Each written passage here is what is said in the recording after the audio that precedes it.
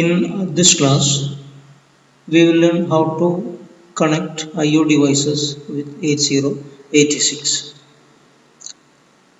For this, we take a simple example, assemble circuit with three sections: input section, output section, and processing section. The processing section will read data from the input section and will write the same data to the output section. And we use program driven I/O for the data transfer. See the circuit. Here you have three sections. First one, input section, processing section, and output section. In the input section, you have a device with 8 switches, and in processing section you have a circuit or device with 8086 as the CPU. In the output section you have a device with 8 LEDs. Whenever you press a switch, a logic high will appear on that line. You will be getting an 8-bit pattern. Suppose you are pressing switch 2, then the pattern appears on this line is 00000010 in hexadecimal 02H. So that data will be read by 8086 and it will be returned to the device kept at output section. If you write 02H to this device, the second LED will glow. That is, whenever you press a switch, the corresponding LED in the output section will glow. So the next question, how can you connect these two devices with 8086? Or how can you interface these input output devices with 8086?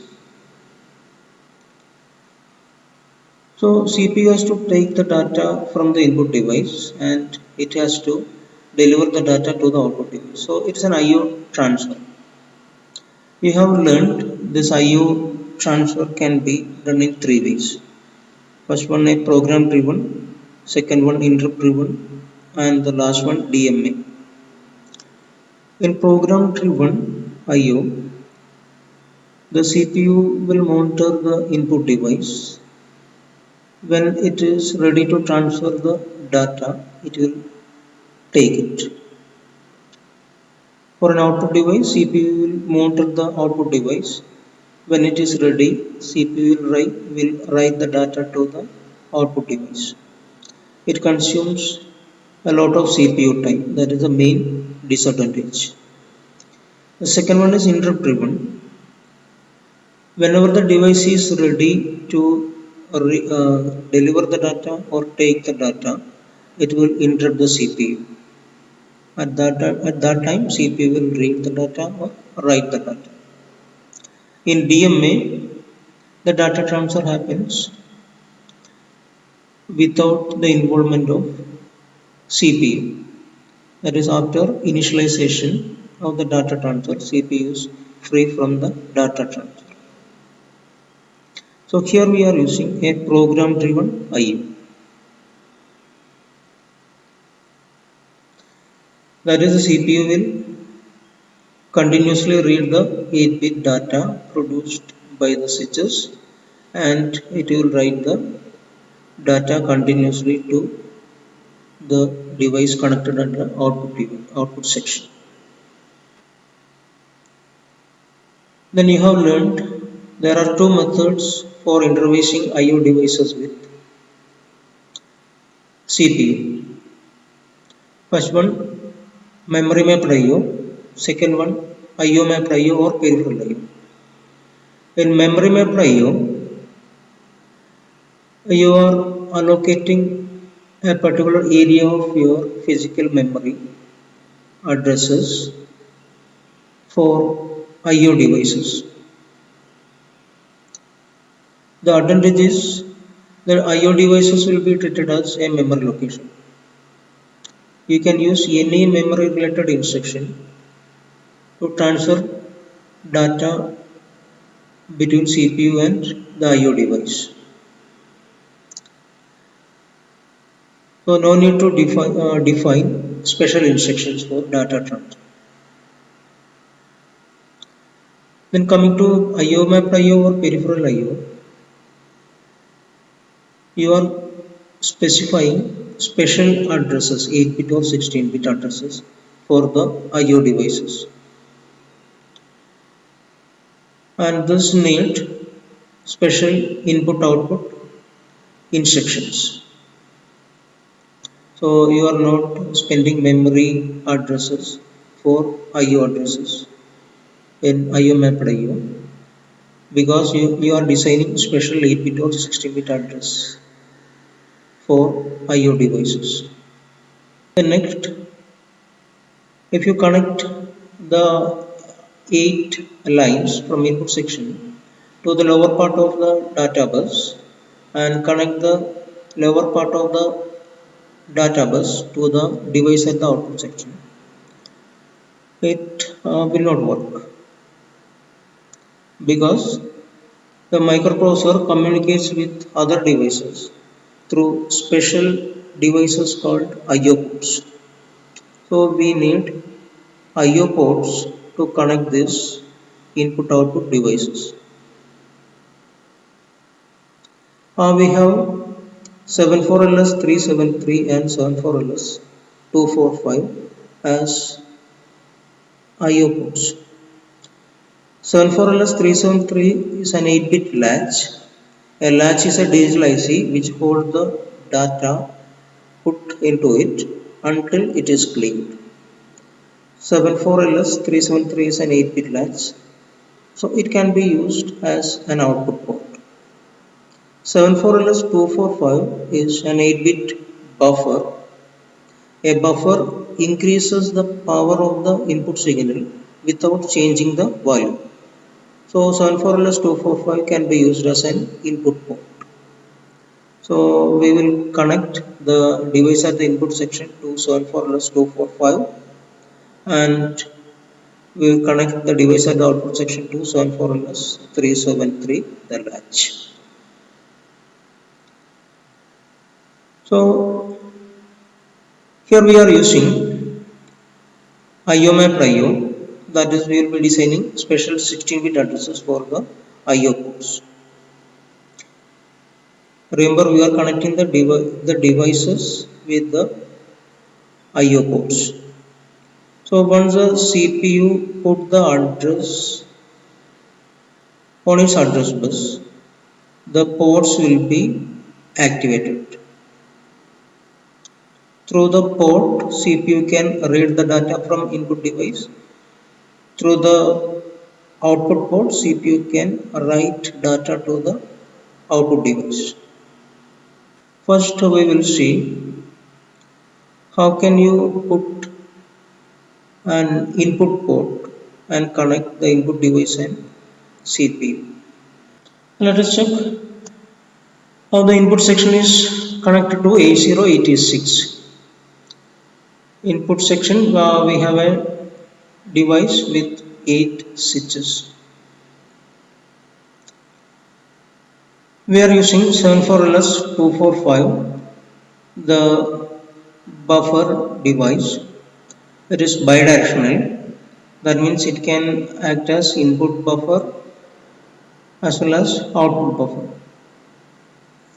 We have connected the direction to the ground, DIR pin to ground. Now it is working as input buffer.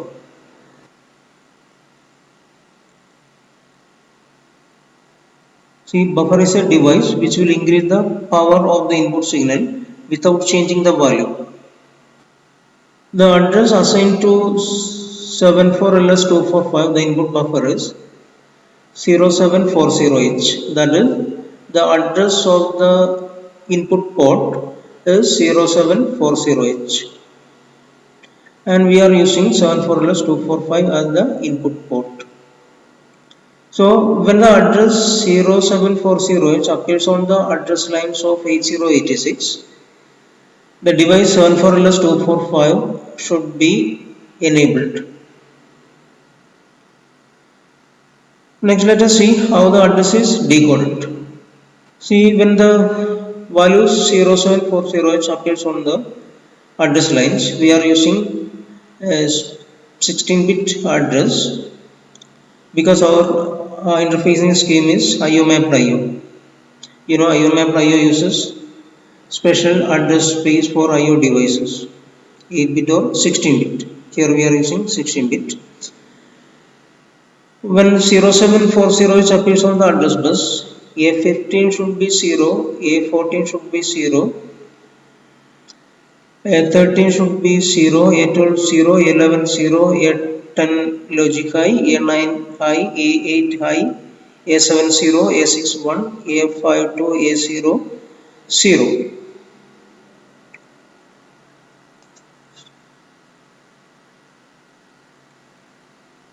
Here we are negating A15 to A11 because in our address pattern these bits are zeros and fed to an AND gate. So when A15 to A11 these are zeros, this AND gate will produce a logic high. When A10 to A8 logic high, A7 0, A6 logic high, this AND gate produce a logic high. When A5 to A0 logic low, this AND gate produce a logic high. For read operation, we need RD bar signal, and since A74LS245 it is an IO device, M or IO bar signal both should be low, that is RD bar is equal to 0 and M or IO bar is equal to 0. These signals are negated and fed to an AND gate. When these two signals are low, this AND gate will produce a logic high. All the outputs of this AND gates are fed to an AND gate. When all inputs are logic high, the NAND gate produces a logic 0. And output of the NAND gate is connected to the chip select pin of 74LS245, the input buffer. When NAND gate produces a logic 0, the device will be enabled.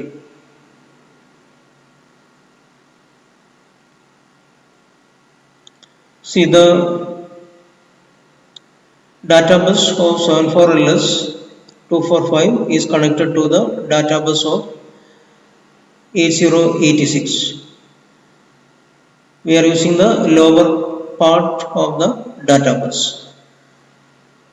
We know IO mapped IO needs special instructions to read and write data. In 8086 we have in and out instructions.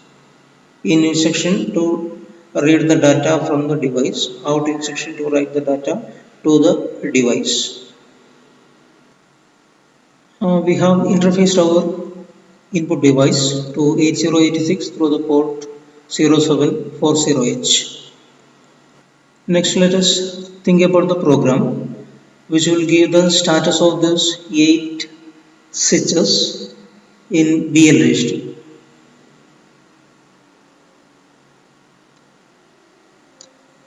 So first we will keep the port address in DX register and invoke the in instruction which will read the port and make the data available in AL register.